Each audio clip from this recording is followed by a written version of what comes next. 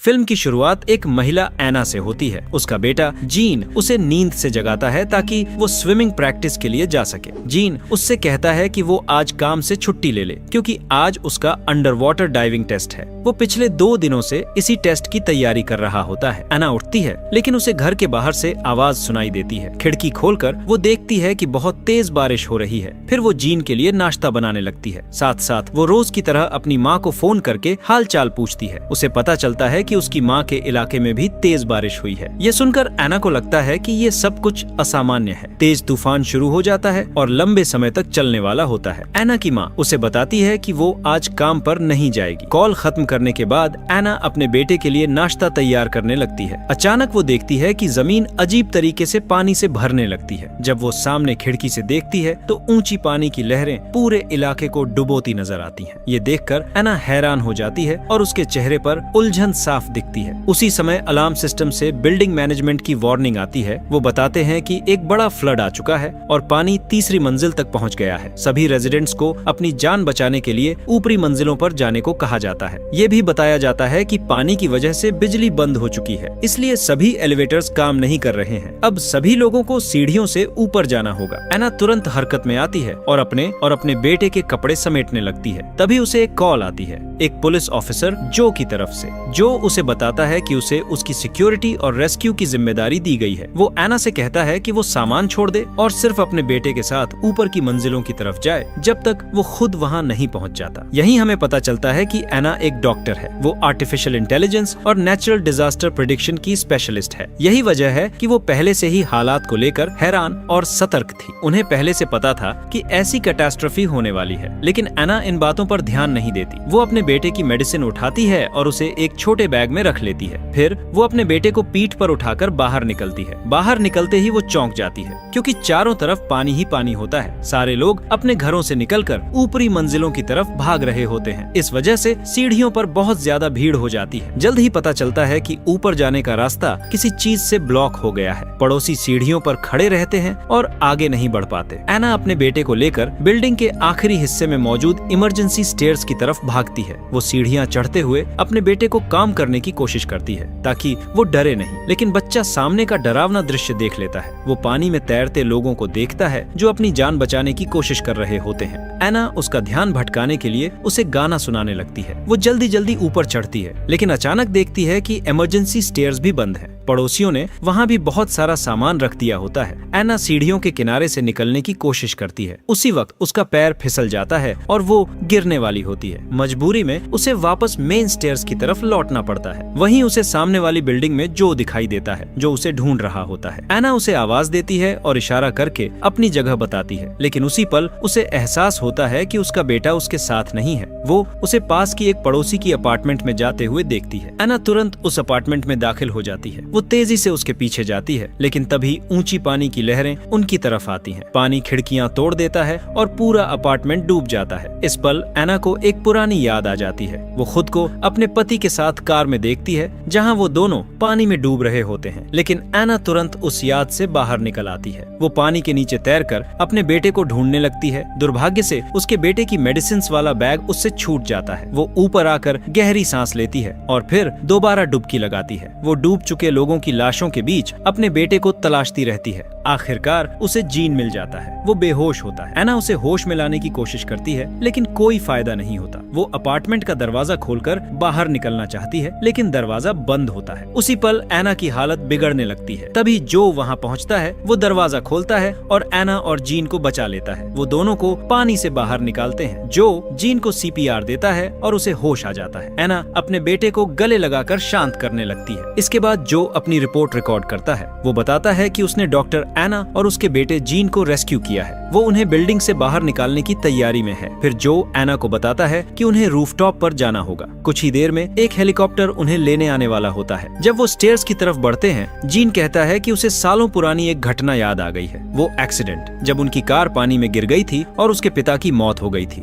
एना उसे बीच में रोक देती है। वो उसे शांत करने के लिए गाना गाने लगती है। सीढ़ियाँ चढ़ते समय एना जो उसे कहती है कि उसने नोटिस किया है कि पानी नमकीन है जबकि ये बारिश होनी चाहिए थी, जो उसे बताता है कि एक छोटा प्लेनेट अंटार्कटिका से टकराया है। इससे बर्फ पिघल गई और समुद्र का पानी बारिश के साथ मिल गया। वो एना को बताता है कि पूरा जापान डूब चुका है। इसका मतलब ये है कि जिस 30 मंजिला बिल्डिंग में वो हैं, वो भी थोड़ी ही देर में डूब जाएगी। ये सुनकर एना हैरान हो जाती है। वो पूछती है कि एक्सपर्ट्स ने इस डिजास्टर की प्रेडिक्शन क्यों नहीं की। जो बताता है कि उन्हें कैटास्ट्रोफ का अंदाजा था, लेकिन वो समय रहते सही तैयारी नहीं कर पाए। वो ये भी बताता है कि आज पूरी दुनिया खत्म होने वाली है, ह्यूमन रेस पूरी तरह समाप्त हो जाएगा। जो कहता है कि एना की जिम्मेदारी है एक नई ह्यूमन स्पीसीज बनाना, इसी वजह से वो उसे बचाने आया है। वो उसे याद दिलाता है कि वो उन 2 लोगों में से एक है जिन्होंने AI के जरिए ह्यूमन इमोशन सिस्टम डेवलप किया था। वो बताता है कि उसकी मैनेजर ह्युन गायब हो चुकी है। उसे बहुत ढूंढा गया, लेकिन जब वो नहीं मिली तो उसे डेड मान लिया गया। अब एना ही उनकी आखिरी उम्मीद है। जो ये भी बताता है कि लैब में ह्यूमन लाइक बॉडीज तैयार कर ली गई हैं। उनमें इंटेलिजेंस है और रिप्रोडक्शन की एबिलिटी भी है, बस उनमें ह्यूमन इमोशन सिस्टम डालना बाकी है। अब पूरा फ्यूचर एना पर डिपेंड करता है। जो उसे बताता है कि जब वो कंपनी पहुंचेगी तब उसे सब कुछ साफ समझ आ जाएगा। बाकी घटनाएं इसी समय आगे बढ़ती हैं। जीन अपनी माँ से कहता है कि उसे बाथरूम जाना है। तीनों वापस जाकर एक अपार्टमेंट में घुसते हैं और जीन को बाथरूम ले जाते हैं। इसी दौरान जो कमांड को इन्फॉर्म करता है कि वो लोग 15th फ्लोर पर हैं। उसकी बातों से साफ लगता है कि वो एना से कोई बात छुपा रहा है। वो जानबूझकर उसे पूरी सच्चाई नहीं बताता, क्योंकि एना बिना किसी दबाव के उसका साथ दे रही है। कॉल खत्म होने के बाद एना जो के डिवाइस से अपनी माँ को फोन करती है। उसकी माँ बताती है कि वो अपनी बिल्डिंग के ऊपरी फ्लोर तक पहुँच गई है, लेकिन वो कहती है कि इस कैटास्ट्रोफी में उसे जिंदा रहने की कोई उम्मीद नहीं दिखती। वो एना से कहती है कि उसकी चिंता न करे और सिर्फ खुद और जीन को बचाने पर ध्यान दे। एना रोते हुए अपनी माँ को अलविदा कहती है और कॉल काट देती है। उसी समय जीन बाथरूम से बाहर आ जाता है। अचानक पानी के प्रेशर की वजह से गैस पाइप्स फट जाती हैं, जो उन्हें लेकर जल्दी से कोई रास्ता ढूंढने लगता है। इससे पहले कि आग पूरे अपार्टमेंट में फैल जाए, उनके पास बैल्कनी से भागने के अलावा कोई ऑप्शन नहीं होता। भागते समय एना का बैलेंस बिगड़ जाता है और वो नीचे पानी में गिर जाती है, लेकिन वो जल्दी से पानी की सरफेस पर आ जाती है। वो एक प्लास्टिक बोर्ड पकड़ लेती है ताकि डूब न जाए। वो अपने बेटे को आवाज देकर बताती है कि वो ठीक है और उसके पीछे आ रही है। इसके बाद वो तैरना शुरू करती है और वापस बिल्डिंग की तरफ जाती है। आखिरकार वो खुद को 10th फ्लोर पर पाती है। वो एलिवेटर के अंदर फंसी अपनी एक पड़ोसन की आवाज सुनती है। एना उसे बचाने के लिए एलिवेटर का दरवाजा खोलने की कोशिश करती है, लेकिन उसी समय एक बहुत बड़ी पानी की लहर आती है और एना डूब जाती है। इस पल एना को फिर से अपना पुराना हादसा याद आता है। वो उस दिन को याद करती है जब उनकी कार पानी में डूब गई थी। उस वक्त एना कार का दरवाजा खोलने की कोशिश कर रही थी। वो अपने पति और बेटे को ठीक होने का भरोसा दिलाती है। उसका पति वो बेटे की सीट बेल्ट खोलता है और कार से बाहर निकालने की कोशिश करता है, लेकिन दुर्भाग्य से उसका पति कार में फंस जाता है और हिल नहीं पाता। एना के पास कोई और रास्ता नहीं बचता। वो अपने पति को वहीं छोड़कर अपने बेटे को लेकर पानी से बाहर निकलती है ताकि उसका बेटा डूब न जाए। अचानक एना उस याद से बाहर आती है। वो पानी से ऊपर आती है और देखती है कि वो एलिवेटर से दूर बह चुकी है। वो अब 18th फ्लोर तक पहुंच चुकी होती है। वो टूट जाती है क्योंकि वो अपनी पड़ोसन को नहीं बचा पाती। उसी समय जो वहां पहुंचता है, वो एना से जल्दी ऊपर जाने को कहता है क्योंकि उसका बेटा ठीक नहीं है। एना दौड़कर जीन के पास जाती है। वो देखती है कि जीन को शुगर अटैक आ गया है। जो उससे बेटे की मेडिसिन के बारे में पूछता है। एना बताती है कि मेडिसिन वाला बैग उससे खो गया है। वो जीन को संभालती है और उसे इलाज देने के लिए दौड़ पड़ती है। वो सामने दिखने वाले पहले अपार्टमेंट में घुस जाती है। वो उस अपार्टमेंट के बूढ़े मालिक से माफी मांगती है। वो जीन को जमीन पर लिटाती है। फिर वो जल्दी से फ्रिज खोलती है और उसमें से जूस निकालती है। वो जूस में ज्यादा शुगर डालकर जीन को पिलाने लगती है। उसी समय एना को अपनी मैनेजर ह्युन के साथ जुड़ी एक पुरानी याद आती है। उस वक्त एना अपने पति की मौत के बाद अपने बेटे को छोड़ देना चाहती थी। उसे लगता था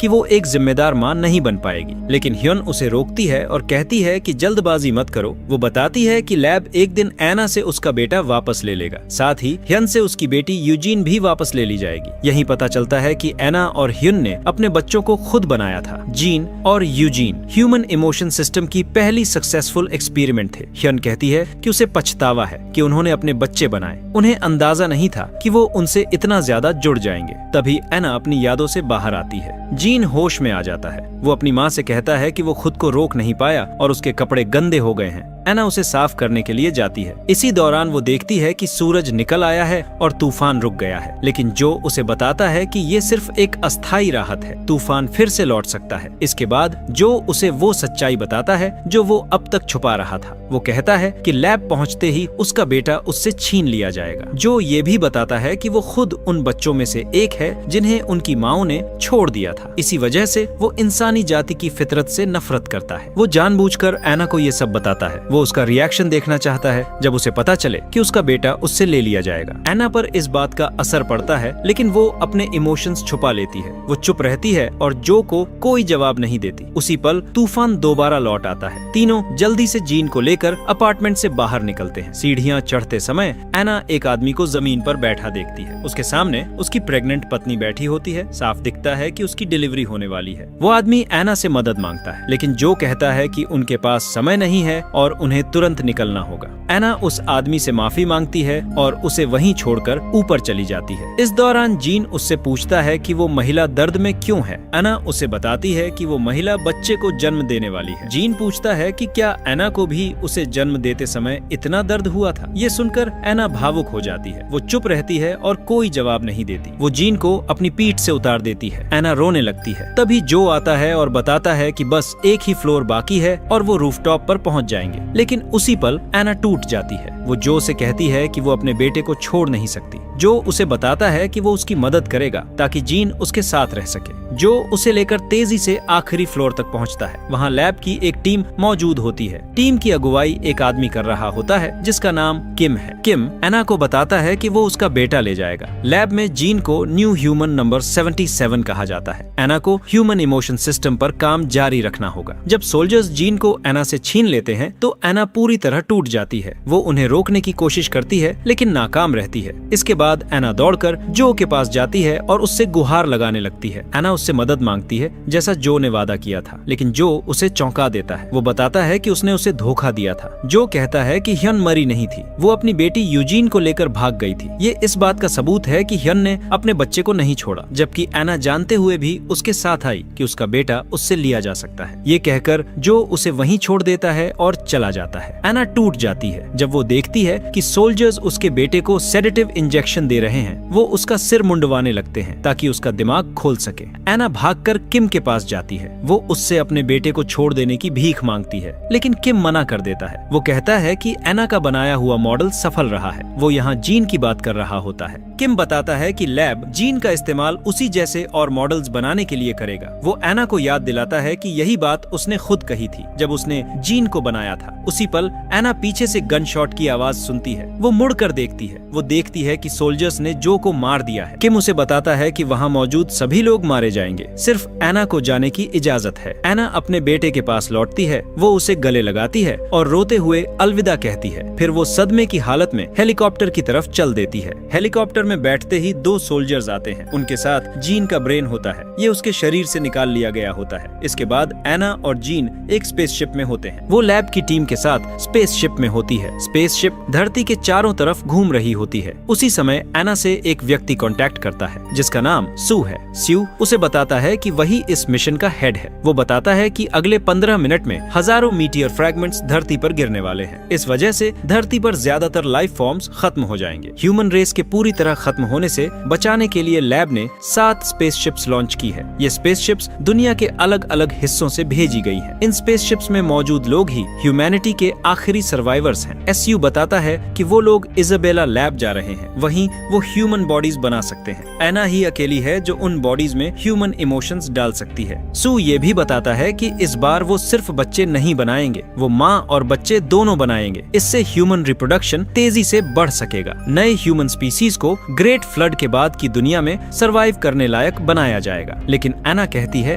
कि इंसानी जाति को सबसे पहले सर्वाइवल इंस्टिंक्ट समझनी होगी और इसके लिए मैटरनल इंस्टिंक्ट का होना जरूरी है। वो कहती है कि ये इंस्टिंक्ट पहले मदर में डाली जानी चाहिए क्योंकि बच्चे का निर्माण पहले ही पूरा हो चुका है। एना तय करती है कि एक्सपेरिमेंट मदर पर किया जाएगा। वो बच्चे को माँ से छुपा दिया जाएगा। माँ को कई मुश्किलों से गुजरते हुए अपने बच्चे को ढूंढना होगा। अगर माँ फेल होती है तो एक्सपेरिमेंट को फिर से शुरुआत से दोहराया जाएगा। वो कहती है कि एक्सपेरिमेंट 0 से दोबारा शुरू होगा। अगर माँ बच्चे को ढूंढ लेती है तो एक्सपेरिमेंट सफल माना जाएगा। एसयू बताता है कि अगर माँ असफल रही तो इसका मतलब होगा ह्यूमन एक्सटिंक्शन। इससे पहले कि एना जवाब दे, सामने की स्पेसशिप टूट जाती है। उसका मलबा उनकी तरफ आता है और उनकी स्पेसशिप को भेद देता है। इसके बाद कहानी एक नए समय में पहुंच जाती है। एना नींद से जागती है जीन की आवाज पर। जीन कहता है कि अपार्टमेंट एक स्विमिंग पूल बन गई है। तभी दिखता है कि एना की टी शर्ट पर 491 लिखा है। एना हैरान होकर उठती है। उसी समय उसे जो का कॉल आता है। जो बताता है कि वो उसकी प्रोटेक्शन और रेस्क्यू का जिम्मेदार है। कॉल के दौरान जीन एना को अपनी ड्राइंग दिखाना चाहता है, लेकिन एना उसे डांट देती है और दूर कर देती है क्योंकि वो कॉल पर ध्यान देना चाहती है। इसी बीच जो उससे कहता है कि वो रूफटॉप पर चली जाए। जब तक वो वहाँ पहुँचता है वो जोर देकर कहता है कि जीन को भी साथ ले जाए। ये सुनकर एना को ह्यून की बात याद आती है, जब उसने कहा था कि लैब उसका बेटा उससे छीन लेगा। एना तुरंत जो से कॉल काट देती है। वो जीन की मेडिसिन उठाती है और उसे एक छोटे बैग में रखती है। फिर वो जीन को ढूंढने लगती है। आखिरकार उसे जीन क्लोजेट के अंदर छुपा मिलता है। वो उससे नाराज होता है। एना उसे समझाती है कि ये नाराज होने का समय नहीं है। वो उसे बताती है कि अभी उसे उसकी बात माननी होगी। जीन उसकी बात मान लेता है। एना उसे जल्दी से अपनी पीठ पर उठाती है और अपार्टमेंट से बाहर निकलती है। तभी वो सामने वाली बिल्डिंग में जो को देखती है, जो उसे आवाज दे रहा होता है। एना उससे बचने के लिए तेजी से भागती है। इसी दौरान तूफान और तेज हो जाता है। एक ऊंची पानी की लहर आती है और पूरा इलाका डूब जाता है। एना अपने बेटे के साथ तैरते हुए पानी की सतह तक पहुंचती है। वो जीन की मदद करती है ताकि वो वापस बिल्डिंग में घुस सके। लेकिन जैसे ही एना ऊपर आती है वो देखती है कि जीन उसे छोड़कर आगे चला गया है। एना उसके पीछे जाने की कोशिश करती है। तभी एक और पानी की लहर टकराती है। वो जीन को पानी में देखती है। वो डूबने ही वाला होता है। एना तुरंत पानी में कूदकर उसे बचाने जाती है, लेकिन इस दौरान जीन की मेडिसिन वाली बैग उससे खो जाती है। जब एना फिर से अपने बेटे की तरफ देखती है तो जीन वहाँ से गायब होता है। उसी पल एना को एक याद आती है। वो खुद को एयरप्लेन में देखती है जहाँ वो जीन की स्विमिंग गॉगल्स पकड़े होती है। वो अपनी जेब में हाथ डालती है। वो हैरान रह जाती है क्योंकि गॉगल्स अब भी उसके पास होती हैं। इसके बाद एना बेहोश हो जाती है। फिर दिखाया जाता है कि जो उसे होश में लाने की कोशिश कर रहा है। तभी देखा जाता है कि उसकी टी शर्ट पर लिखा नंबर बदलकर 787 हो गया है। होश में आते ही एना जो को छोड़कर अपने बेटे को ढूंढने के लिए भागती है, लेकिन जो उसे रोक लेता है। वो उसे अपने फोन पर एक फोटो दिखाता है। उस फोटो में जीन लोगों के बीच चलता हुआ दिखाई देता है। वो स्टेयर्स की तरफ जा रहा होता है ताकि रूफटॉप पर पहुंच सके। जो एना को शांत करने की कोशिश करता है। वो कहता है कि उनकी सिक्योरिटी टीम जीन को ढूंढने निकल चुकी है। जो कहता है कि उनकी टीम जीन को ढूंढ लेगी, लेकिन एना उसकी बातों को नजरअंदाज कर देती है। वो जिद करती है कि जब तक उसे जीन नहीं मिल जाता वो खुद तलाश जारी रखेगी। जो उसे पकड़कर रूफटॉप की तरफ ले जाने की कोशिश करता है, लेकिन एना उससे उसका गन छीन लेती है। वो गन जो की तरफ तानती है और उससे अपने बेटे के बारे में पूछती है। जो जवाब देने ही वाला होता है कि अचानक गैस पाइप्स फट जाती हैं। एना का बैलेंस बिगड़ जाता है और वो पानी में गिरने वाली होती है। जो आखिरी पल में उसे पकड़ लेता है। इसी समय उसकी टी शर्ट पर लिखा नंबर बदलकर 1931 हो जाता है। जो दोबारा कहता है कि उसे जीन के बारे में कुछ नहीं पता, लेकिन एना उसकी बातों पर भरोसा नहीं करती। वो जो को छोड़ देती है और पानी में कूद जाती है। एना वापस बिल्डिंग के अंदर जाती है। वो खुद को फिर से 10th फ्लोर पर पाती है। वो एलिवेटर की तरफ जाती है। दरवाजे पर जोर जोर से खटखटा कर पूछती है कि क्या कोई अंदर है। अंदर से एक बच्ची की आवाज आती है। उसका नाम जी होता है। जी पूछती है कि एना को कैसे पता चला कि वो एलिवेटर में फंसी है। एना भी हैरान होती है कि उसे ये बात कैसे पता थी, लेकिन वो इस सवाल को नजरअंदाज कर देती है। एना पानी के अंदर डुबकी लगाकर एलिवेटर का दरवाजा खोलने की कोशिश करती है। अचानक उसे हार्ट अटैक आ जाता है और वो मर जाती है। इसके बाद दिखाया जाता है कि एना दोबारा जिंदा हो जाती है। वो फिर से एलिवेटर के दरवाजे पर दस्तक देती है। वो जी से कहती है कि वो दरवाजा खोलने का सामान लेने जा रही है और वापस आएगी। इस समय उसकी टी शर्ट पर लिखा नंबर बदलकर 4007 हो जाता है। एना एक लकड़ी का टुकड़ा लाती है। वो उसकी मदद से एलिवेटर का दरवाजा खोल देती है। वो जी को बाहर निकाल लेती है। इसके बाद एना जी को पास के एक अपार्टमेंट में ले जाती है। वो उसके गीले कपड़े बदलवाती है। एना उसे शांत करती है और उसकी सेफ्टी का भरोसा दिलाती है। एना जी को बताती है कि उसके दादाजी ठीक हैं और अभी अपनी अपार्टमेंट में ही हैं। ये सुनकर जी हैरान हो जाती है। वो पूछती है कि एना को कैसे पता चला कि वो अपने दादाजी के पास जा रही थी। एना खुद भी हैरान होती है और कहती है कि उसे नहीं पता उसे ये कैसे मालूम हुआ। इसके बाद एना जी से कहती है कि वो थोड़ी देर में मर जाएगी। वो जी को अपने बेटे जीन का हुलिया बताती है। वो उससे कहती है कि अगर उसे जीन दिखे तो उससे कहे कि उसकी माँ उसे ढूंढ रही थी। जी बताती है कि जब वो एलिवेटर में फंसी थी तब उसने 2 लड़कों को एक बच्चे से बात करते हुए सुना था। वो लोग उस बच्चे से उसकी माँ के बारे में पूछ रहे थे। वो ये भी पूछ रहे थे कि क्या उसे अपार्टमेंट का डोर कोड पता है। जी बताती है कि वो लोग ऊपर वाले फ्लोर की तरफ गए थे। एना जी का शुक्रिया अदा करती है। वो तुरंत ऊपर वाले फ्लोर पर अपने बेटे को ढूंढने निकलती है। वहाँ वो 2 लड़कों को एक अपार्टमेंट से बाहर निकलते देखती है जो अभी अभी चोरी करके निकले होते हैं। उसे देखते ही वो दोनों उसे मारने की कोशिश करते हैं। अचानक अपार्टमेंट का दरवाजा खुलता है। वहाँ जो जी के साथ दिखाई देता है। बिना रुके जो उन दोनों लड़कों पर हमला कर देता है। वो एक को पानी में फेंक देता है, दूसरे को पकड़कर मारता है ताकि उसे जीन के बारे में पता चल सके। वो लड़का बताता है कि जिस बच्चे के बारे में वो पूछ रहा है वो उन्हें छोड़कर खुद ही चला गया था। ये सुनकर जो उसे भी पानी में फेंक देता है। इसके बाद जो एना को बताता है कि किसी ने उसके बेटे का अपहरण नहीं किया है। जीन खुद ही किसी जगह छुप गया है। जो उससे पूछता है कि क्या उसे पता है कि जीन कहाँ छुप सकता है। एना कहती है कि उसे भी इस बारे में कोई जानकारी नहीं है। एना कहती है कि उसे नहीं पता। ये सुनकर जो हैरान हो जाता है। वो उसे वहीं छोड़कर चला जाता है। उसी वक्त एना पास के कमरे में एक पुराना दृश्य देखती है। वो पल जब वो अपने बेटे को शुगर अटैक से बचाने के लिए जूस पिला रही थी। एना वापस जी के पास जाती है। वो उसे बताती है कि अब वो जा रही है। वो जी को अपने साथ चलने के लिए मनाने की कोशिश करती है। वो कहती है कि वो अपने दादा दादी को छोड़ दे, लेकिन जी मना कर देती है। वो कहती है कि वो अपने दादा दादी के साथ ही रहेगी। वो उन्हें छोड़कर कहीं नहीं जाएगी। तभी जी की दादी एना को जूस की एक बोतल देती है। वो कहती है कि ये उसके बेटे के लिए है। एना हैरान हो जाती है। वो पूछती है कि उन्हें कैसे पता कि उसके बेटे को डायबिटीज है, लेकिन एना सवाल नहीं बढ़ाती। वो जूस की बोतल लेती है और वहाँ से चली जाती है। बाहर उसे फिर से जो मिल जाता है, जो उसे बताता है कि सिक्योरिटी टीम बिल्डिंग में पहुंच चुकी है। वो जीन को ढूंढते रहेंगे जब तक वो मिल नहीं जाता। ये सुनकर एना को वो पल याद आता है जब सोल्जर्स ने उसके बेटे जीन को इंजेक्शन दिया था। वो बहाना बनाती है कि उसे जीन को खुद ढूंढना होगा। वो कहती है कि उसे जूस पिलाना जरूरी है वरना उसे फिर से शुगर अटैक आ सकता है। जो उसके पीछे चलता है। वो कहता है कि उसे उसकी बातों पर भरोसा नहीं है। वो एना को बताता है कि जीन उसे छोड़कर खुद चला गया था। वो पूछता है कि कोई बच्चा ऐसा क्यों करेगा। ये सुनकर एना टूट जाती है। वो कहती है कि यही वजह है कि वो उसे ढूंढना चाहती है। वो मानती है कि पहले भी वो उसे ढूंढने में असफल रही थी। यही साफ हो जाता है कि ये सब वही एक्सपेरिमेंट है जिसके बारे में एना ने पहले मिशन के दौरान बताया था। उसने कहा था कि वो माँ को अपने बच्चे को ढूंढने देगी। उसके रास्ते में कई ऑब्स्टिकल्स रखे जाएंगे। अब साफ हो जाता है कि एना की टी शर्ट पर बदलने वाला नंबर असल में उसके अटेम्प्ट्स का नंबर है। हर बार जब वो अपने बेटे को ढूंढने में फेल होती है, एक्सपेरिमेंट दोबारा शुरू हो जाता है। इस समय एना जो उसे विनती करती है कि वो उसके साथ जीन को ढूंढे। वो बताती है कि वो ज्यादातर अपार्टमेंट्स देख चुकी है, अब बस कुछ ही अपार्टमेंट्स बाकी हैं।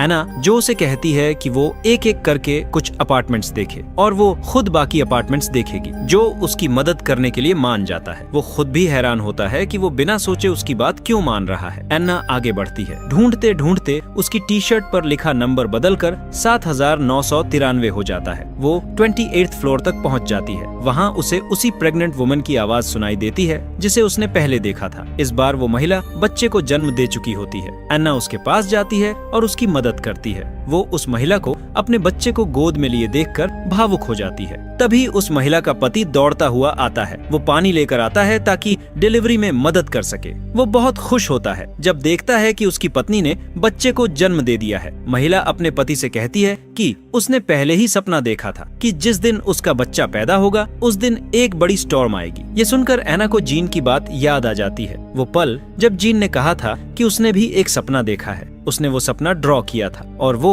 एना को अपनी ड्राइंग दिखाना चाहता था। उस वक्त एना कॉल में बिजी थी और उसने जीन की ड्राइंग देखने से मना कर दिया था। एना को याद आता है कि जब उसने ड्राइंग नहीं देखी थी तब जीन ने कहा था कि उसने वो ड्राइंग उसके फोन पर भेज दी है। एना अपना फोन निकालती है। वो फोटोज चेक करती है और आखिरकार ड्राइंग देख लेती है। ये देखकर एना चौंक जाती है। जीन ने उसकी तस्वीर बनाई होती है और उसके पीछे एक हेलीकॉप्टर बना होता है। ये वही सीन होता है जब एना ने पहले जीन को छोड़ा था और हेलीकॉप्टर में बैठी थी। एना तब और टूट जाती है जब वो देखती है कि जीन ने उसी ड्राइंग की कई कॉपीज उसे भेजी हैं। उसे वो पल याद आता है जब जीन अपार्टमेंट में क्लोजेट के अंदर छुपा हुआ था। उस समय जीन ने उससे कहा था कि वो काफी समय से उससे झूठ बोल रही है। ये सोचते ही एना तेजी से अपार्टमेंट की तरफ भागती है। वो उम्मीद में क्लोजेट खोलती है कि जीन अंदर होगा, लेकिन तभी सोल्जर्स उस पर हमला कर देते हैं। वो उसे बेहोश कर देते हैं। जब एना होश में आती है तो वो ड्रग्स के असर में होती है। वहाँ जो मौजूद होता है वो उसे बताता है कि जैसे ही उन्हें जीन मिल जाएगा वो उसे पूरी तरह होश में ले आएंगे। अभी उसे रूफटॉप पर ले जाना जरूरी है ताकि मिशन पूरा किया जा सके। एना उसे बताती है कि सोल्जर्स उसे धोखा दे रहे हैं। वो कहती है कि जैसे ही वो रूफटॉप पर पहुंचेगा उसे मार दिया जाएगा। ये सुनकर जो को वो पल याद आता है जब उसे गोली मारी गई थी। अब वो सच जानना चाहता है, इसलिए वो सोल्जर्स पर हमला करने का फैसला करता है। जो सोल्जर्स से लड़ता है और उन्हें मार देता है, लेकिन आखिरी सोल्जर उसे पकड़ लेता है और उसे मारने वाला होता है। उसी पल एना उसकी मदद करती है। वो सोल्जर को गोली मार देती है और उसे खत्म कर देती है। इसके बाद जो जिंदा बच जाता है। उसे एक खास सब्सटेंस इंजेक्ट किया जाता है जिससे उसे पूरा होश आ जाता है। इसके बाद एना जो के साथ बैठती है और उसे सब कुछ बता देती है। वो कहती है कि पहली बार जब उसने जीन को छोड़ा था उसके बाद हर अगली कोशिश में जीन गायब हो जाता था। वो ये भी बताती है कि जो बातचीत वो अभी जो से कर रही है ऐसी ही बातचीत हजारों बार पहले भी हो चुकी है। ये सुनकर जो को अपनी पुरानी मेमोरीज याद आने लगती है। वो देखता है कि कैसे वो कई बार एना के साथ मिलकर सिक्योरिटी टीम से लड़ा था। एना आगे बताती है कि जीन को शुरू से ही सब कुछ पता था, इसी वजह से वो हर बार गायब हो जाता था। वो नहीं चाहता था कि उसकी माँ उसे दोबारा छोड़ दे।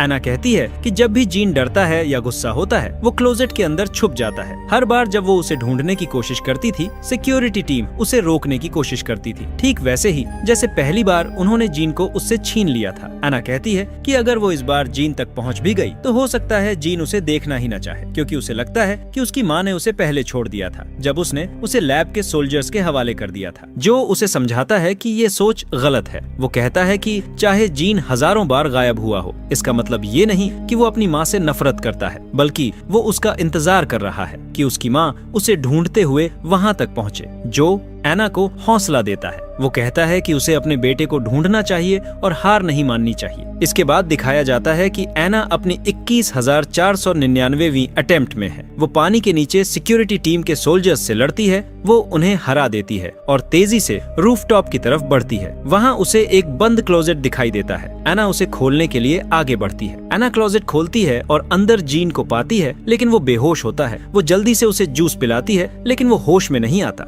एना उसके पास बैठ जाती है। वो रोते हुए उससे माफी मांगती है। वो कहती है कि उसे लगा होगा कि उसकी माँ ने उसे छोड़ दिया। तभी जीन होश में आता है। वो एना से कहता है कि उसने उसे छोड़ा नहीं था। वो उसे याद दिलाता है कि उसी ने जीन से कहा था कि वो क्लोजेट में छुपकर उसका इंतजार करे। इस पल एना को पहली बार की वो याद आती है जब उसने जीन को अलविदा कहा था। वो उसके पास गई थी और उसे बताया था कि रूफटॉप के पीछे एक क्लोजेट है। उसने जीन से कहा था कि वो वहाँ छुप जाए और तब तक इंतजार करे जब तक वो वापस न आ जाए। यहीं साफ हो जाता है कि ये सब एना की एक बड़ी चाल थी। उसने पूरे लैब को धोखा दिया था। उसका मकसद ये था कि एक्सपेरिमेंट के दौरान वो जीन के साथ ज्यादा से ज्यादा समय बिता सके और धीरे धीरे लैब के सभी मेंबर्स को खत्म कर सके। अब ये भी समझ में आता है कि एना ने खुद एक्सपेरिमेंट का हिस्सा बनने का फैसला क्यों किया। कहानी पीछे जाती है। उस पल पर जब स्पेसशिप का मलबा एना की शिप से टकराया था, वहाँ दिखाया जाता है कि एना के पेट में श्रैपनेल लग गया था। इसके बाद एना मिशन हेड से कहती है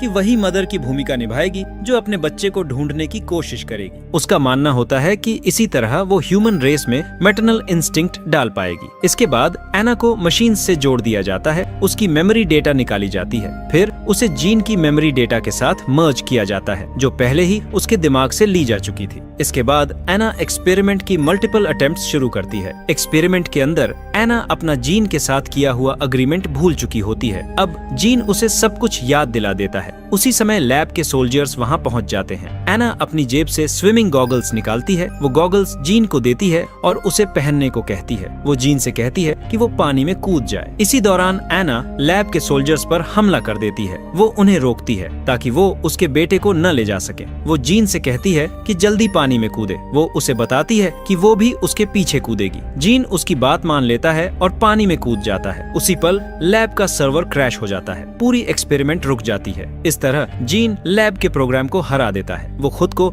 एक्सपेरिमेंट से आजाद कर लेती है। एना भी पानी में कूद जाती है। वो तैरते हुए जीन तक पहुंच जाती है। तभी ऊंची ऊंची लहरें उनकी तरफ आने लगती हैं। एना को जीन की डाइविंग ट्रेनिंग याद आती है। वो जीन से कहती है कि अब वो दोनों साथ में पानी के नीचे डाइव करेंगे। उसी पल एक बड़ी लहर उन तक पहुंचती है। वो दोनों पानी के नीचे डूब जाते हैं। इस तरह एना और जीन की जिंदगी खत्म हो जाती है। इसके साथ ही पूरी ह्यूमन रेस का अंत हो जाता है। यहीं फिल्म खत्म हो जाती है।